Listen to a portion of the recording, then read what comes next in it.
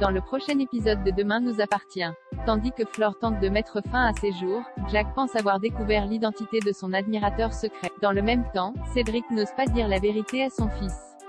Attention, les paragraphes qui suivent contiennent des spoilers sur l'épisode de Demain nous appartient diffusé demain soir sur TF1. Si vous ne voulez rien savoir, ne lisez pas ce qui suit.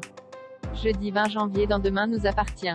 Flore tente de mettre fin à ses jours. Flore profite d'être venue récupérer ses affaires au mât pour avoir une discussion avec Alex. Au plus mal, elle lui reproche de ne jamais l'avoir véritablement aimé. Au moment où l'ostréiculteur assure que ses sentiments étaient sincères, Flore le gifle violemment. En pleurs, elle lui demande aussitôt pardon puis déclare qu'elle l'aime. Alex lui fait alors comprendre qu'il serait plus judicieux qu'elle parte. De son côté, Chloé se confie à Anna sur les dernières initiatives de sa nounou. Tandis que la psychologue relativise, Chloé avoue qu'elle ne se sent pas bien en présence d'Andrea et se dit même angoissée à son contact. En effet, elle aimerait que leur relation reste strictement professionnelle et qu'il ne s'immisce pas dans sa vie privée. Sur les conseils de sa sœur, Chloé fait donc une mise au point avec Andrea.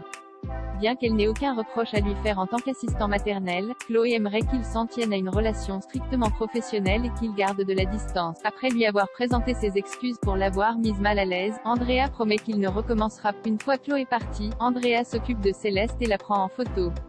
Le jeune homme va même jusqu'à lui dire qu'il est un peu comme son grand frère maintenant et qu'il fait partie de la famille, que Chloé le veuille ou non, avant de jurer à la petite fille qu'il sera toujours là pour elle. Il déclare ensuite qu'il aime beaucoup Chloé et qu'il ferait tout pour elle, quitte à se battre. Pendant ce temps, Flore se rend dans la réserve de l'hôpital et cherche avec frénésie des médicaments.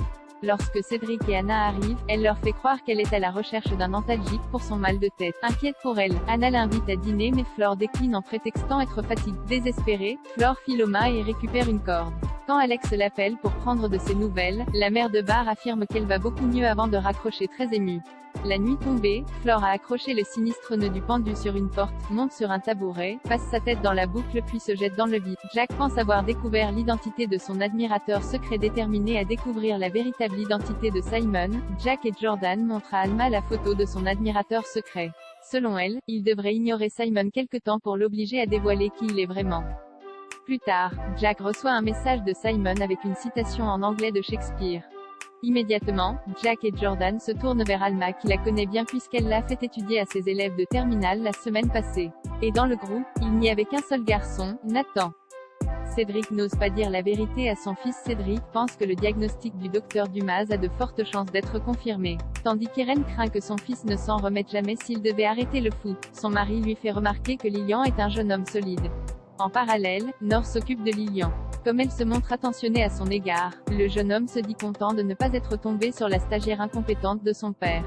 Nor perd alors rapidement son sourire et n'attend pas bien longtemps avant d'en parler à Cédric. Celui-ci reconnaît qu'il est dur avec elle mais explique qu'il est exige car c'est primordial dans ce métier. Cependant, Cédric admet qu'il doit lui laisser faire ses preuves. Ils se mettent donc d'accord pour repartir par la suite. Renaud informe Cédric que l'IRM confirme bien une rupture des ligaments croisés et que deux options s'offrent à lui. L'opération dont la récupération peut durer jusqu'à 18 mois ou la rééducation qui permettrait à Lilian de reprendre le foot après 10 mois. Toutefois, le médecin le met en garde. En choisissant la seconde possibilité, le genou du jeune homme pourrait devenir instable, ce qui l'empêcherait définitivement de rejouer. Au chevet de son fils, Cédric s'apprête à lui annoncer la mauvaise nouvelle. Lorsque Lilian lui apprend que le FC7 pourrait le remplacer et qu'il a peur de voir sa carrière partir en fumée, Cédric préfère ne rien lui dire.